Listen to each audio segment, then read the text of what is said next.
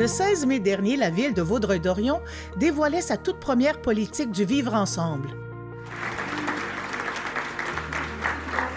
Donc, c'est avec beaucoup de fierté que nous présentons officiellement ce midi notre politique du vivre ensemble. Celle-ci est directement liée à la transformation importante qu'a connue notre ville au fil des 20 dernières années. En 2021, on répertoriait 160 origines ethniques et culturelles sur notre territoire et 60 langues différentes parlées à la maison. Mais c'est vraiment, je pense qu'on est rendu à la ville de Vaudreuil-Dorion, un endroit où est-ce qu'on peut se permettre d'amener à un autre niveau les éléments importants comme celui-là. On peut se permettre d'attirer des gens à réfléchir, à penser à grande échelle. Pourquoi la ville a voulu se doter de ce type de politique? Il y a plusieurs volets, comme on le voit dans la politique. Notre population a vraiment changé dans les dernières années. C'est sûr qu'une ville, c'est un organisme de service, donc on vise à toujours s'améliorer.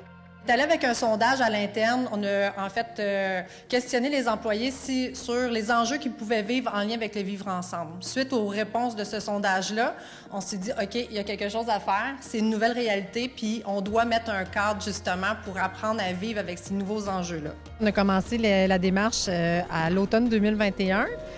D'abord avec un grand sondage au niveau des employés pour voir est-ce qu'il y avait vraiment des enjeux au niveau du multiculturalisme et tout ça. Et finalement, c'était pas une surprise, mais ça a confirmé le besoin. Tout ce contexte-là nous a porté, dans le fond, à comprendre l'importance de la démarche pour la ville de Vaudreuil-Dorion. Cette nouvelle réalité sociologique qu'on observe, bien, ça amène des nouveaux besoins. C'est certain qu'il y a des municipalités un peu plus grandes en termes de population que Vaudreuil-Dorion qui ont déjà des politiques d'accueil, d'inclusion, mais vraiment une politique du vivre ensemble, on n'en avait pas vu. On trouvait aussi l'intérêt de sortir un peu du volet accueil puis d'aller un peu plus large avec la politique du vivre ensemble de la ville. Pour l'occasion, l'acteur et metteur en scène d'origine haïtienne Didier Lucien s'est confié sur son expérience du vivre ensemble. J'imagine que quand on parle de diversité puis d'acceptation, puis comment tu souhaites que ça évolue, cette grande question-là qu'on a peine à résoudre? Tout à l'heure, tu sais, j'ai dit ça n'a pas évolué, mais c'est pas vrai.